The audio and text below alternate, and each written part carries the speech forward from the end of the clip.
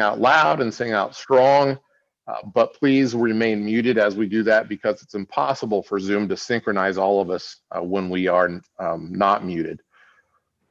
Just a reminder that this technology is indeed still new to all of us. We have a lot to learn, and of course, we keep trying to do new things, which makes it even more complicated. It doesn't always work the way we want to. We're going to make mistakes today. We may have awkward glitchiness, but we have come to the point where we are professional awkwarders, awkwardarians. We do awkward really, really well is what I'm trying to say. And that's okay, because perfection is not our goal. Gathering in sacred community is our goal. So a couple new things that we're doing. One is that we're trying out YouTube Live, and Lori Bell is helping us with that. And she has this point in the service where she'll hit the button that will take us to YouTube Live. And so you could actually, I think, watch on YouTube Live if you want, if you go to our UUFCC YouTube channel and find that. And we're recording now live on YouTube as well. And we have a new feature that will transition from this pre-service introduction and instructions to the service itself. And today's very first transition video is seasonally appropriate. It's Joy to the World. Jonathan Fixler has created his own special guitar version of that. So this is Jonathan Fixler with Joy to the World. We'll be back in just a moment.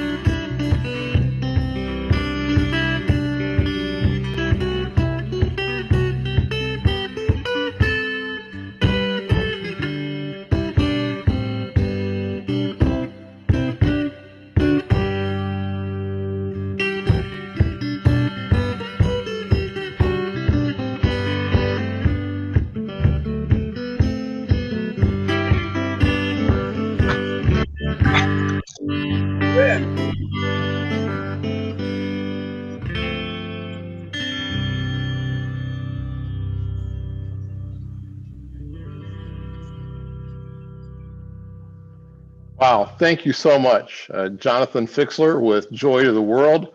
As we open up our service today, I just want to say welcome. It is so great to have you here and to join together on Zoom or possibly on YouTube right now. I'm Dan Lambert, and I serve this congregation as minister. Our progressive, welcoming, inclusive, and judgment-free congregation is a liberal religious community of diverse and free-thinking individuals.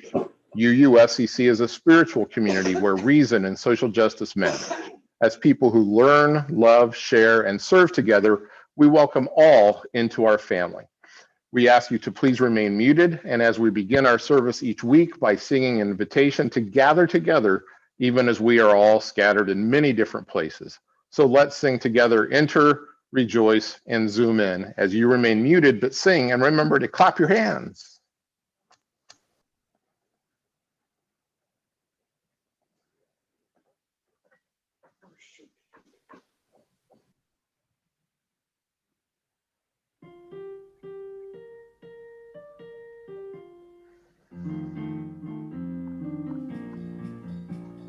Let me make sure we're muted.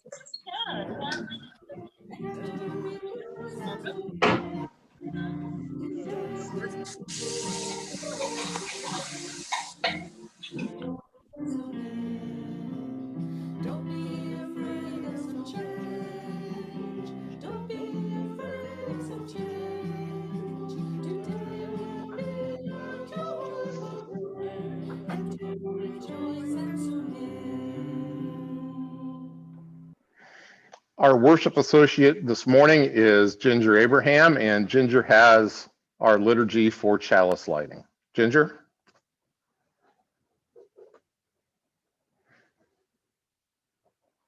Ginger's muted. Ginger's muted.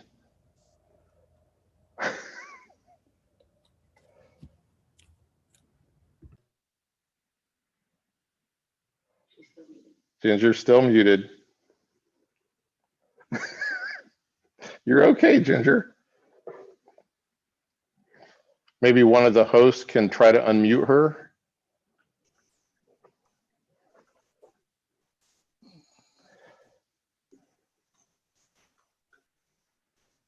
Hi, James. Hi, James's shoulder.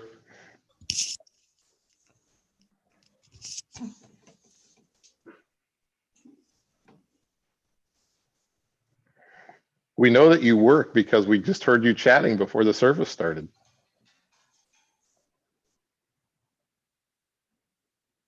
She does show she's muted.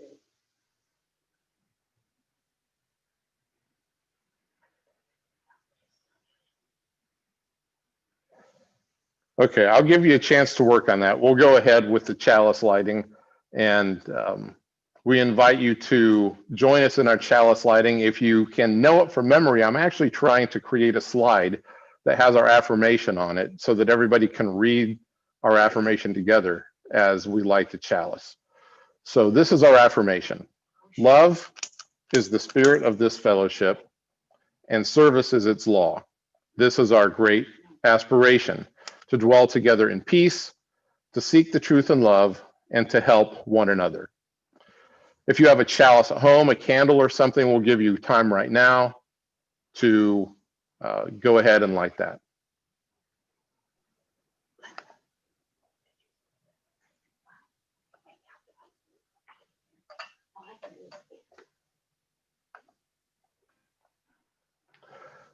All right, let's go back to Ginger and see if she's been able to unmute to share our opening words.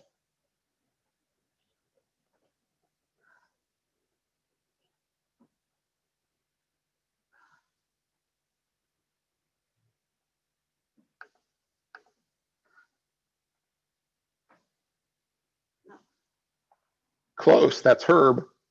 A lot of people get Ginger and Herb mixed up. I hear that a lot. She's still muted. Okay, Ginger, you're on. Can you try to unmute again? No? She needs to maybe sign out and sign back in. Okay, maybe you can sign out and sign back in, or we'll go from there. That's all right. We'll get it. This is Her to unmute and it's not working. okay. Well, that's all right. Ginger, you can go ahead and log out and try to log back in, and we'll give that another try. And in the meantime, we will go forward with welcoming and greeting our visitors. So if you're a visitor with us for the first time and you expect a super smooth, professionally done service, you are at the wrong congregation. This is pretty much the way we do things. And we're okay with that because nobody here pretends to be perfect, and we don't even try to be perfect.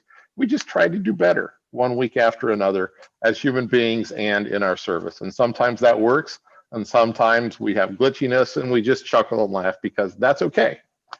Perfection is not our goal. Gathering in sacred community is our goal.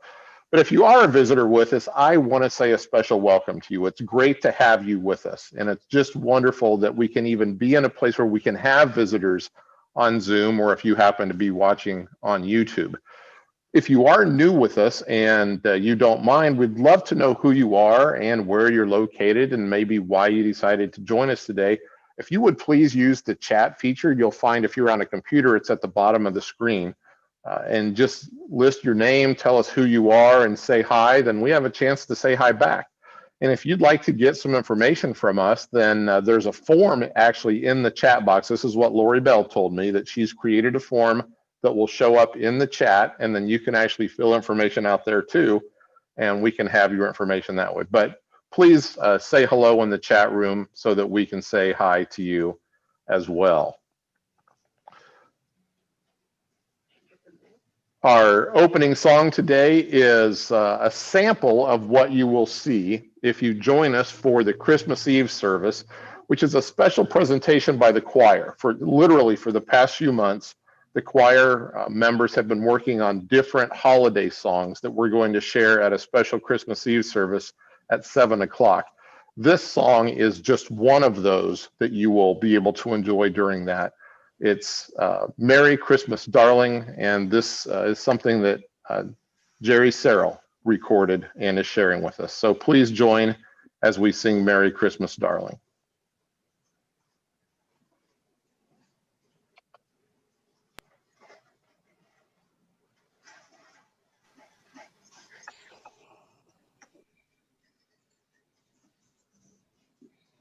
Merry Christmas, everyone. Greeting cards have all been sent. The Christmas rush is through. But I still have one wish to make,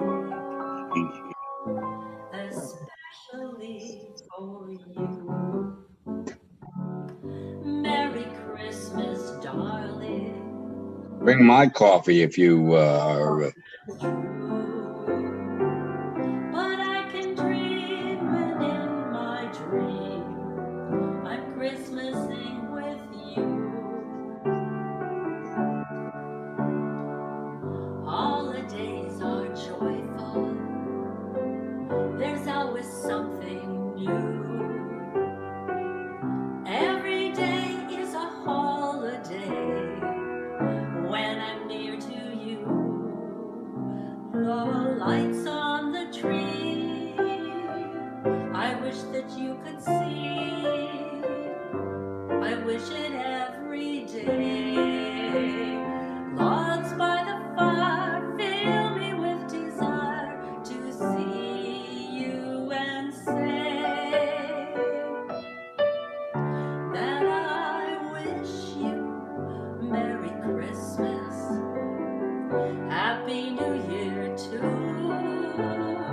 Just one wish on this Christmas Eve, I wish I were with you.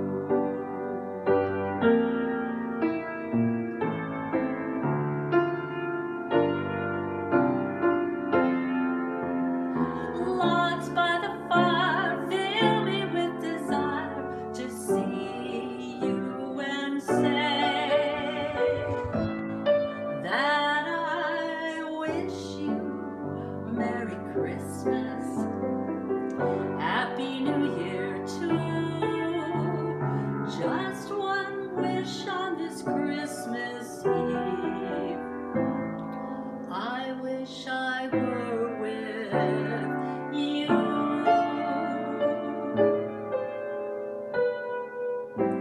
I wish I were with you.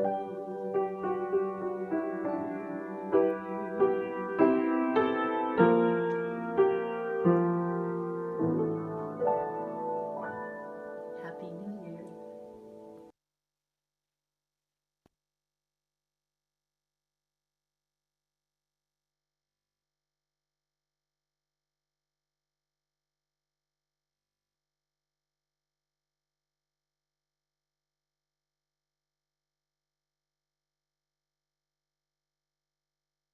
Mute?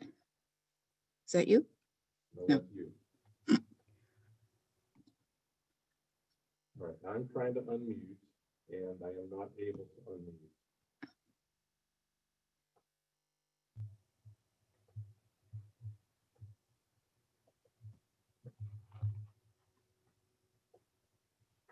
You should be on.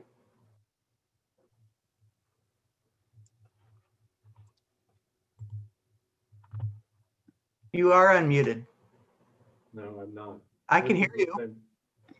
You can hear me? Oh, but you're hearing me through Linda's mic. But not very loud. Right. All right, hold on. Jeez. So where it says Dan, he, him, his, that's what needs to be unmuted.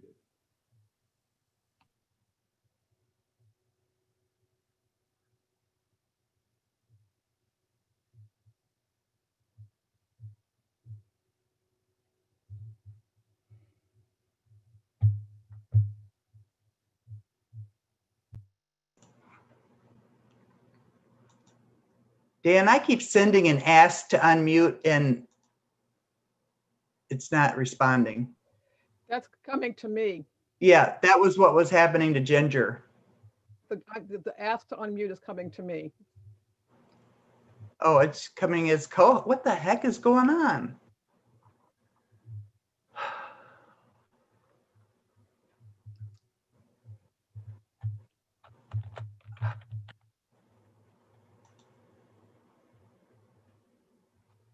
Ta-da! All right, there we go. All right, this is, I see some of you clapping. This is what we call the Bronx cheer. And that's what happens when things go wrong and go wrong. And finally, one thing goes right. So, you know, it's just all right. It truly is okay. Because the most important thing is that we're here together. And I want to say thank you to Jerry for that song. The message of the song is the only thing that would make this better is if we could be together. But we're doing this in a distance right now so that we can be together all healthy next year. And we are going to have one hell of a celebration when that happens, I promise you. I heard Ginger, so that means Ginger's been able to unmute. So Ginger, would you mind go ahead and sharing your opening words at this time, please? Yes, I can read them now. My opening words come from the Reverend Dr. David Breeden, who is the senior minister of the First Unitarian Society in Minneapolis, Minnesota. This is the fourth Sunday of Advent, and so these are his words for Advent. Advent, Adventus, means waiting, and the holiday season is nothing if not waiting. To get done the chores, to find the right gift, to find time for quiet moments, to accept that our loved ones will not be as we wish them to be. We will light the chalice this holiday season, this time of waiting, to remind ourselves to enjoy the moment, the now of our lives. Yes, much is coming, and always we wait, but those things to come will also be now when they come. Thank you so much, Ginger. You know, I say something about the technology every week, and I know some of you tell me that I shouldn't. But I think it's important, honestly, to keep reminding me and everyone that we have to be realistic with ourselves. This is a very, very unusual time. And to put more pressure on ourselves than we need to only creates more tension and more pressure. When we started doing the Zoom services back in March and then in April, I wanted everything every Sunday to be perfect. And if you were with us and you remember Mother's Day in May, I think Ginger was Zoom director. Zoom went out that Sunday morning, and there was not a thing we could do about it. We couldn't recover the service. We couldn't start over. So we just threw up our hands. And that Sunday taught me some lessons. It taught me that I have to just chill, that just trying to create community in this time is the most important thing. And I gave up trying to not only be perfect with our service and with our technology, but I gave up even worrying about it, which is why I can laugh about it now. And I seriously couldn't laugh about it. Tess will tell you that on those Sundays when things didn't go quite well, I was a bitch to be with. It bothered me a lot. And it doesn't bother me anymore because this is real life. And it's okay. We're doing the best we can. And that's all anybody can expect from you or from me. I'm just glad you're here. So thank you so much. And thank you, Ginger. Thank you to Lori Bell for working so hard on all this technology. Thank you to Linda Himes for being here today as our Zoom director. We're all doing the best we can, and that's all we can expect. And I just want to say thank you, thank you, thank you to everyone, not just for trying your best, but for putting up with our best, even when our best is super glitchy and super weird. Okay, that little parenthetical mini sermon aside, this is the time when we get to learn something new about one of our members. And we've been starting now with members who have been with us for quite a while. And today our spotlight is on Myrna Chari. Myrna has been a member, I believe, for 20 years, 20 plus years. She joined at some point in the year 2000. So Myrna, we're going to spotlight you, and I am super excited to hear more about your life.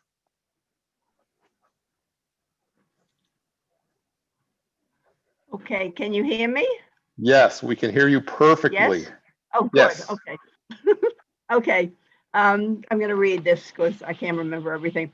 I was born in New York City, an only child. My mother was chronically ill and my father clinically depressed. My parents were Jewish atheists and political activists.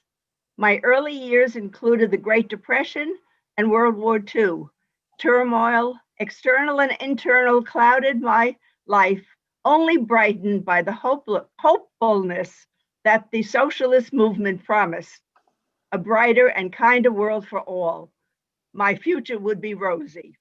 I married at 18, escaping harsh parents and desperately wanting a baby. I understand those teenage girls who become pregnant. Like me, they want something to love and who will love them in return. 2 years after my first child, I had a second, but 1 year later, unhappily pregnant, I delivered twins. Barely 20, I had 4 children under 3. Without resources, without help, it was more than difficult.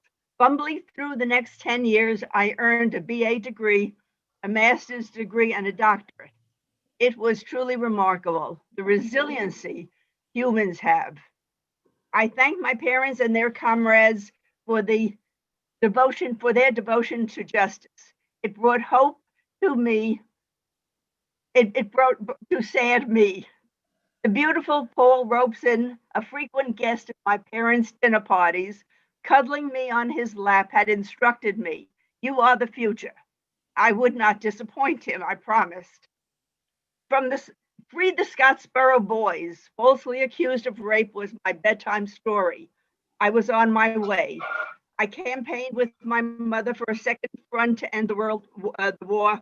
I helped gather signatures on the Stockholm Peace Petition, hosting Dr. W.E.B. Du Bois at a student peace rally, and ate dinner later with him. I stood vigil for Ethel and Julius Rosenberg the night they were murdered. In Texas, I joined the San Antonio branch of NAACP protesting lynchings. And in New York, I helped to form the Committee for Sane Nuclear Policy. I ran from tear gas at Vietnam rallies. And at the fellowship, I headed the Racial Justice Committee for years, led demonstrations against the invasion of Iraq and against the destruction of native land on quotas. And today I'm dedicated to gaining justice for asylum-seeking families. I tell you all this not to brag or to bore you, but because it is really who I am. I began coming to Florida after one of my daughters moved here in 1994. In 1996, I retired from the City University of New York after spending 25 years there as an English professor, and soon began splitting my time between New York and Florida. I bought a house and became a legal Floridian in 2008, wanting my vote for Obama cast here in Florida rather than in New York. I came to the fellowship via my photography.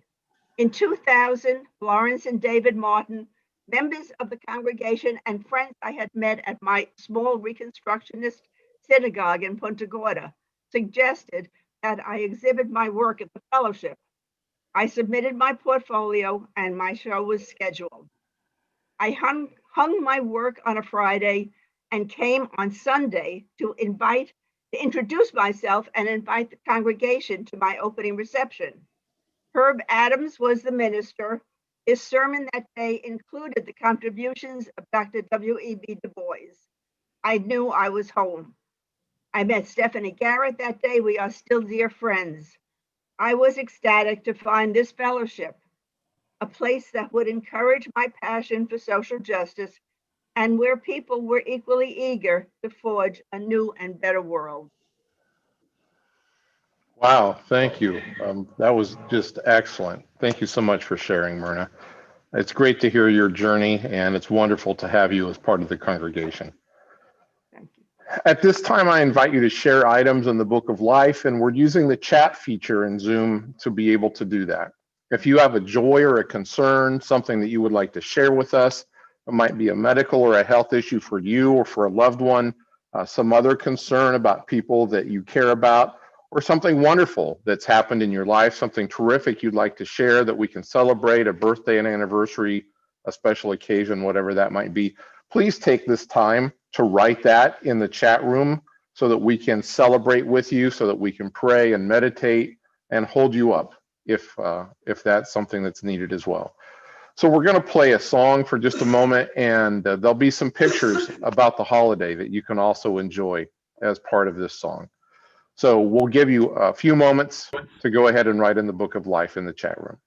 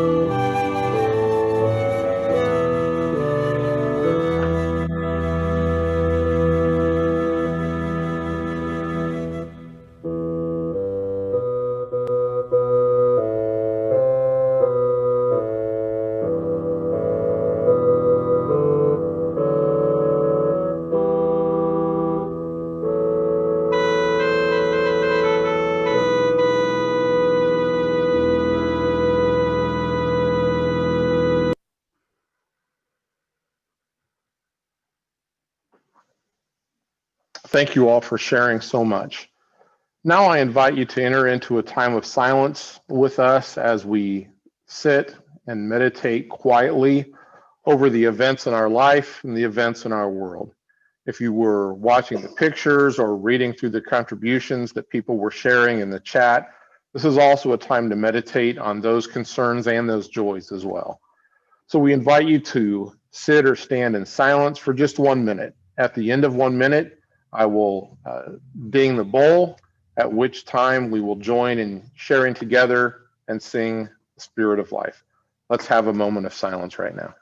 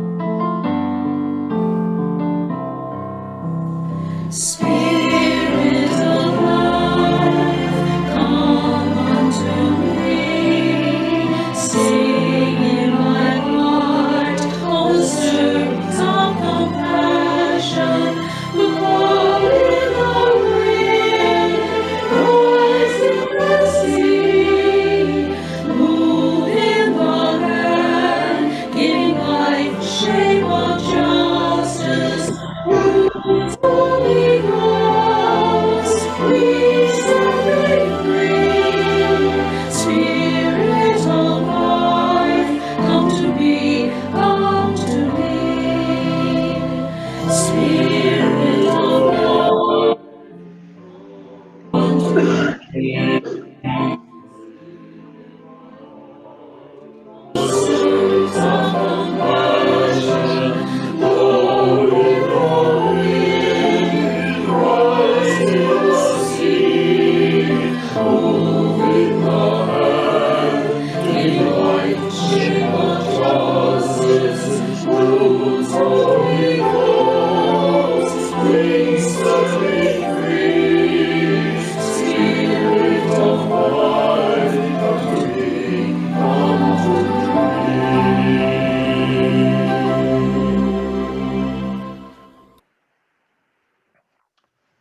One great purpose of the world's faith traditions is to bring humanity closer to the divine by acts of creation and compassion. One purpose of this congregation is to encourage all who gather here to grow more and more generous in both spirit and in action. Even during this pandemic, when we can only gather virtually online, we still continue to receive offerings that allow us to exercise that all-important generosity of spirit, an offering that supports this congregation and our many continuing ministries. You can make your donations by mail, by auto payment through your bank, or you can give electronically using the Venmo app on your smartphone if you'd like. Herb has something he would like to share about the December 2nd helping as a result of some conversations the Social Justice Committee had last week. So let's spotlight Herb and see what's on his mind. Well, okay, no, let me take that back. That was a bad thing to say. Herb, limit what you have to say to the second helping, please. Be careful what you wish for. I know, I knew it as soon as it came out of my mouth. I knew it was a bad idea. Okay, well, good morning. On behalf of the Social Justice Committee, I would like to advise that we have modified and, yes, simplified the match process that we announced a short time ago. The goal is still to assist the Harry Chapin Food Bank, CHAPS, and Meals on Wheels as they try to feed those in our community who continue to have difficulty in putting food on the table due to the pandemic. Several stalwarts on the Social Justice Committee have pledged to match $2,000 to help these three organizations as they work to feed our neighbors. It is our hope that members and friends of the fellowship will contribute, large and small, to reach the goal of $2,000 or more, at which time it will be doubled to make a minimum of $4,000, which will then be divided equally amongst these agencies. I could say 'tis the season, but in reality, 'tis the economic hardship caused by unemployment and the fear of pandemic contagion that pushes us to help those who need it the most. Please direct your checks annotated SJC match to the office by mail or drop-off, or use Venmo to help us reach this important goal. In anticipation of your generosity, I offer my heartfelt gratitude. Thank you. Wow, I didn't know that.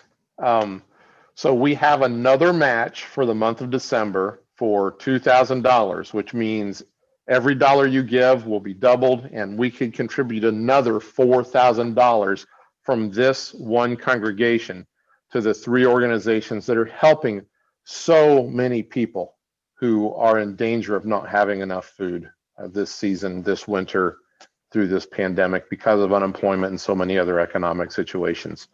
Thank you to the members of the Social Justice Committee who have stepped up to create this match. And thanks to all of you who will be part of making that a reality. So I'm really excited and so proud of this congregation and all that we do to help those who are in need and marginalized in our community. So I'm wondering if there are any Harry Potter fans out there. I don't know that this is much of a Harry Potter crowd, although it might be. In the Harry Potter story, there are characters that are called Patronuses. And a Patronus is simply an animal spirit who serves as a protector and a guide, someone that provides comfort or help in a time of need.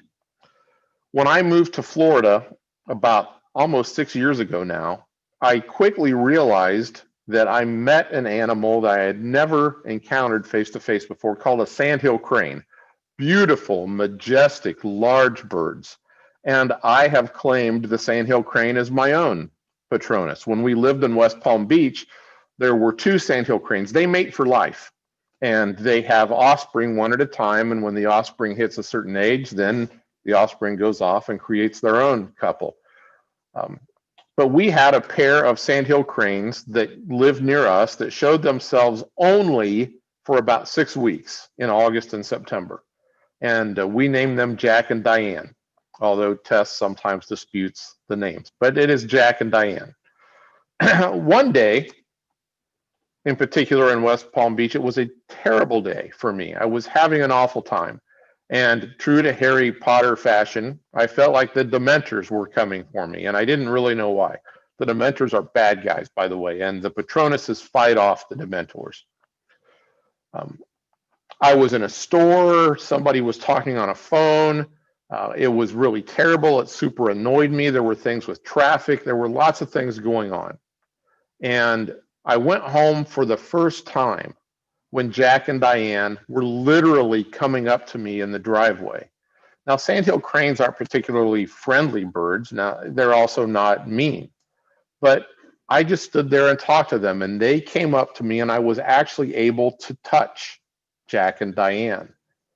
And I felt a calm, I felt a peace that I couldn't really explain. That's why I call the sandhill crane my Patronus. As we continue talking about spiritual disciplines, we wrap that series up today. I want to focus on the spiritual discipline of appreciating and caring for nature.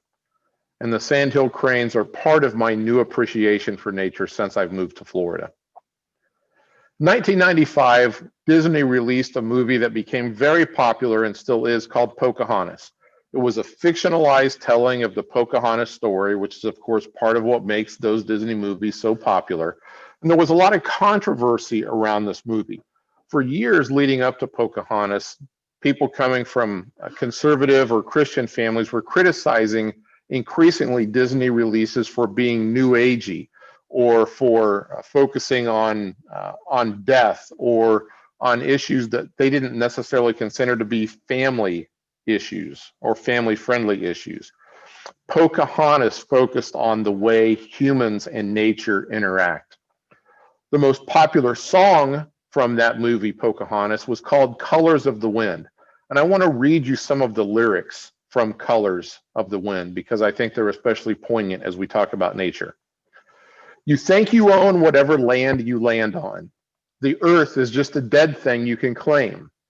But I know every rock and tree and creature has a life, has a spirit, has a name. Pocahontas, by the way, the title character is singing this song. You think the only people who are the people who look and think like you. But if you walk the footsteps of a stranger, you'll learn the things you never knew you never knew. Come run the hidden pine trails of the forest. Come taste the sun-sweet berries of the earth. Come roll in all the riches all around you. And for once, never wonder what they're worth. The rainstorm and the river are my brothers. The heron and the otter are my friends. And we are all connected to each other in a circle, in a hoop that never ends. Sounds a lot like our 7th principle, doesn't it? I've mentioned before that while I've always appreciated the beauty of nature from the time I was a child, I'm experiencing that appreciation differently now that I live in Florida and now that I'm a Unitarian Universalist. There's something about living in Florida that has brought out the nature lover in me. It's true that growing up in Indiana, I loved playing outside as a kid. Until recently, I actually loved snow blizzards and ice storms. I used to intentionally get up in the middle of the night simply to watch the snow fall and to light the fireplace. It was a beauty that to me was unmatched in nature. I also love watching thunderstorms. I love the turning of the colors in the fall, and I love the new leaves and the blooms and the smells of spring. For most of my life, I've enjoyed the beauty of a heavy snowstorm until, of course, recently, as I had to start shoveling or drive in that snow. I don't miss it at all. And any pictures or videos I want of beautiful snow, I can go to YouTube or I can watch on the news. There are other things I miss about nature and the weather of being in the north. I love the new life and the smells of spring. I love the lakes and the rivers and the deep nights of summer with the starry skies. I miss the harvest and the colors of the fall. But I've never really appreciated my place in nature or my responsibility to nature until the last several years. Here in Florida, I've learned to love the sun and the sky and the trees and the sand. They lift my spirit and they nurture my soul. One day recently, I was out running errands and became agitated over some people who were arguing in a Publix. And there were other things going in my life, and I realized that I was really agitated. I was anxious. I was not in a good space. And I thought, you know, what I need is more time outside. So I got home, I went for a walk. And at one point, I felt the warmth of the sun on my skin, and it just felt really nurturing. And I just stopped and I closed my eyes and I spread out my arms and I let the warmth of the rays of the sun bathe me. And I felt comforted. I felt fresh. I felt renewed. I felt like my dog might feel when he lays on his back and wants me to rub his belly. Totally trusting. Totally trusting. And in that moment, soaking in the rays of the sun, soaking in the fresh vitamin D and the vitality that the sun gives us, it hit me that there are no Republicans in the palm trees. There are no Democrats in the sandy beaches. The wind does not listen to Congress. The sun is not swayed by the tweets of the president. The grass is not controlled by social media. The gators do not care about the traffic on the roads. The pelicans live freely without the internet or an email address. Mother Nature has become my escape, my refuge, my comfort.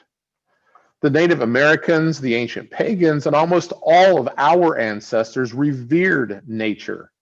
The movie Pocahontas helps us understand why. We cannot make a mountain spring forth from the ground. We cannot make a storm form in the blue sky. We cannot guide the birds as they migrate north or south every year. We are not here to rule over creation or to monetize her, because we are but a tiny part of creation itself. Nature will survive long after we humans have destroyed ourselves and destroyed each other and the earth. She does not need us to survive, but we do need her. We do need Mother Nature. So I encourage you to honor that reality as a spiritual discipline. I encourage you to honor the blessings of nature, the gifts of nature, the nurture of the earth and the sun and the wind and the sea and the rain. I encourage you to try a few specific things maybe in the coming days and weeks. First of all, how about trying to reduce your footprint on this earth, using less trash, manage your thermostat so that you use less energy, drive less, which I know most of us are already doing during this pandemic anyway. We can always work on recycling more. Seems like every week I'm discovering things that we're using that I can actually recycle instead of throwing into the trash.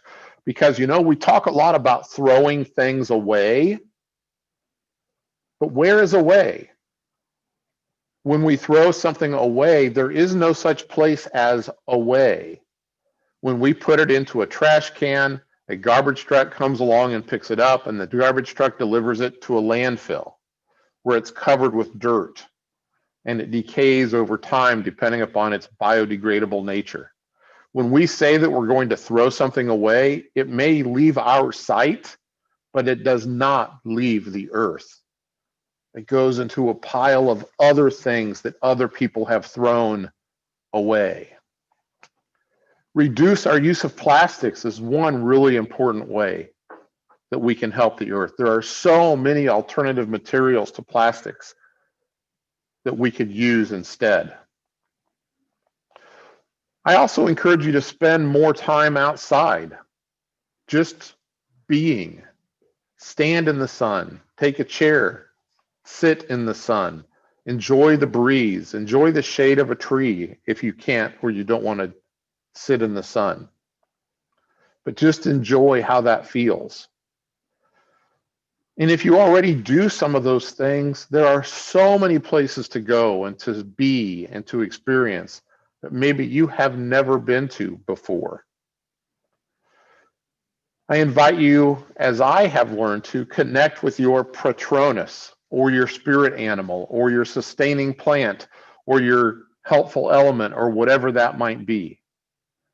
Discover what it is in nature that has an energy that speaks to your energy, that helps you to revive, to refresh, to renew, so that you can be as healthy as you can be and you can give back to nature and to others. See, whether you believe in evolution or creation, whether you believe in a young earth or an old earth, whether you're into secular humanism or to deistic providence, the source of humanity still goes back ultimately to the material, the building material of nature. We either evolved from other carbon-based life forms or we were formed out of the dust. Regardless, as humans, we are part of nature. We came from nature. Whether you believe in evolution or creation, both stories have the same starting point. The building foundational elements of the universe. We're meant to honor and protect the world in which we live, not to selfishly hoard and destroy her resources. Our seventh principle teaches us to respect the interdependent web of which we are all a part. That principle refers to nature, to all of creation, to every living, breathing organism, to every mountain, to every beach, to all the countless elements and resources the universe provides. This week, as part of your spiritual discipline, focus on the nature all around you. Allow yourself to be enveloped by the beauty and the wonder of it all. Care for nature and allow her to care for you.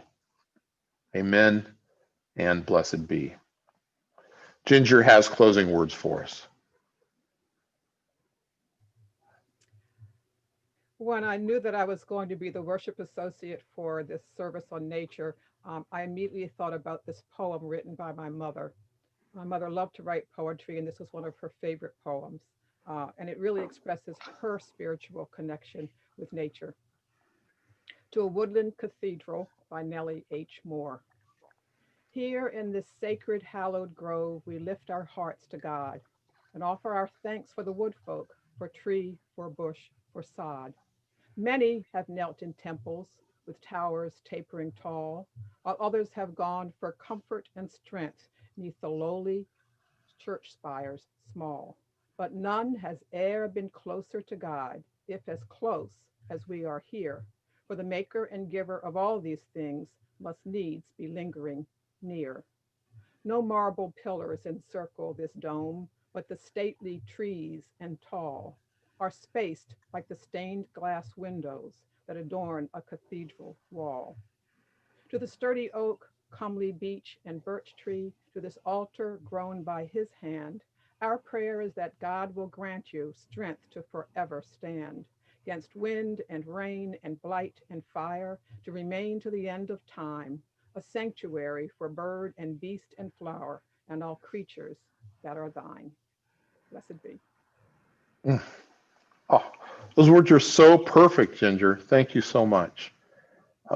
This coming week, we get to enjoy the winter solstice.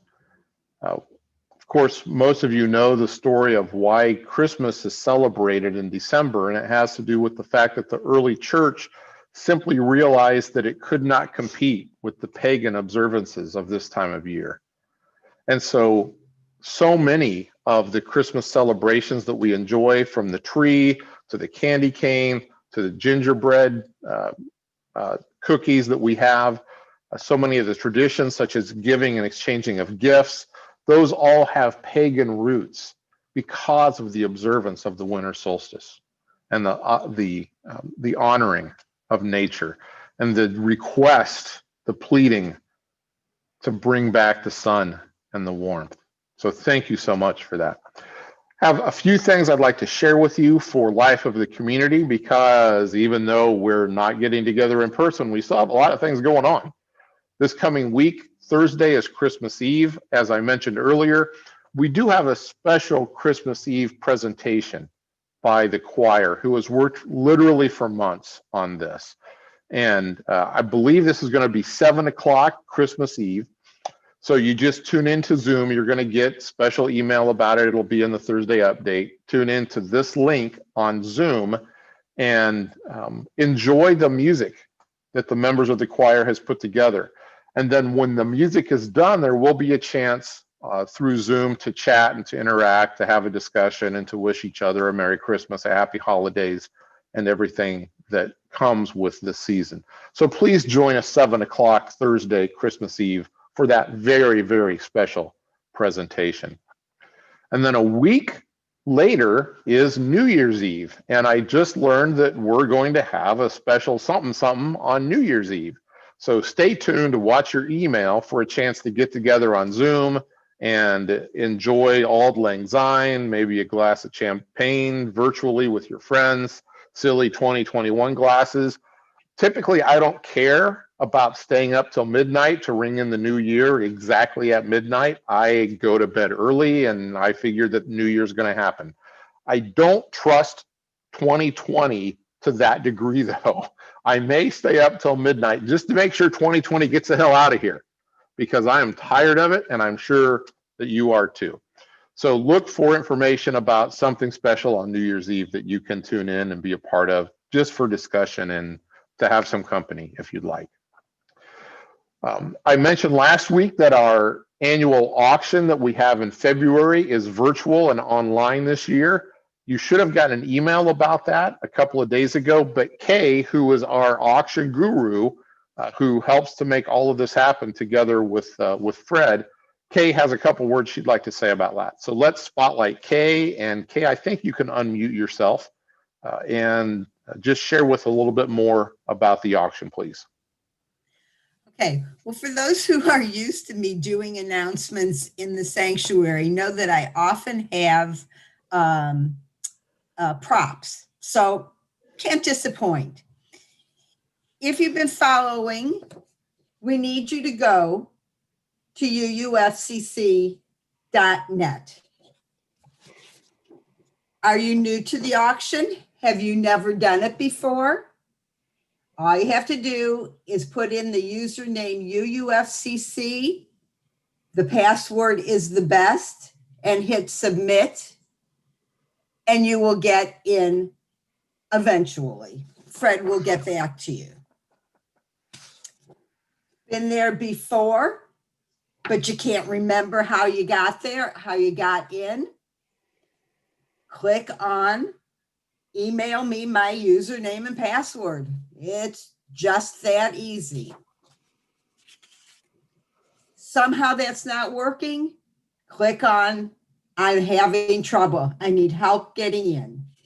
Excuse me. When you're there, you can go to auction, UUFCC at the top.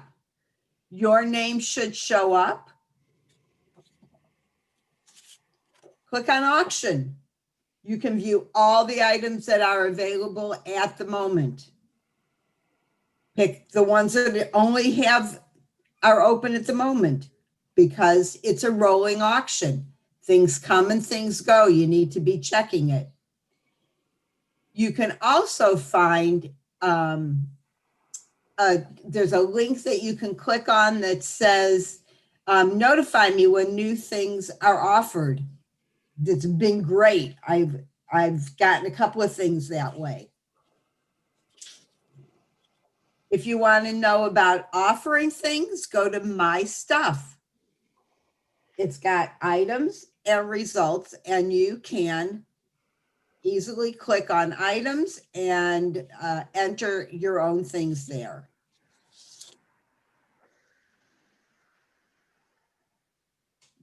When you open it, you will find that you can click on and open the online auction items and get all the information, everything that you need.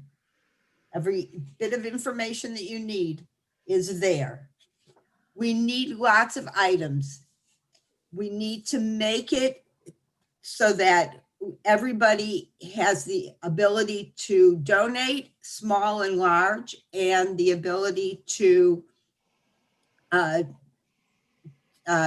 on items. Think about meals that, rather than sharing together, which we can't do right now, can be delivered to a household. You make a great lasagna, stick in a loaf of French bread and a salad, put it in and ask for bids on it. It's that simple. Hope to see you and your things on the auction. Bye. Thank you so much, Kay. I do always appreciate your creative touch with the announcements you have and when you're worship associate. And I think the cards were really helpful. And I too want to just remind you that we need lots of creative things. And I know that often some of the most popular items that we sell during the auction are dinners together. And since we can't do that, think about some ideas you could offer virtually. You can give painting lessons, for example, over Zoom or online. You could maybe help somebody with their garden or with their landscaping. That's something you can do and be safe and physically distanced. What kind of skill or lesson could you offer to someone that you could deliver in a virtual format or in a more creative way? Maybe you have language skills and you'd be willing to work with somebody to learn a foreign language or to learn to speak English better, for that matter. Be really creative with your offerings. Maybe you can offer to sew somebody a new garment of some type. Just be creative. This is a fundraiser. It's really important.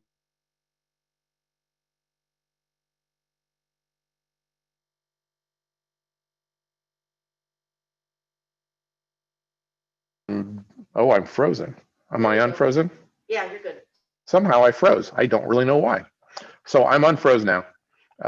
Actually, I'm quite warm. One more thing I'd like to share is just another reminder that the UUFCC Racial Justice Committee is coordinating a group to study the book Widening the Circle, which was published last summer. This is the report on racial justice and decentering whiteness, which is a really important work that we need to be a part of here at UUFCC and with the UUA at large. So we're trying to get together a small group of people that will be led by Ginger Abraham to discuss the different chapters and components in the book and see how it might apply to us. Some of them don't, quite honestly, but a lot of them do. And there might be some other ways that are not in the book that we can think of that we can work on as well.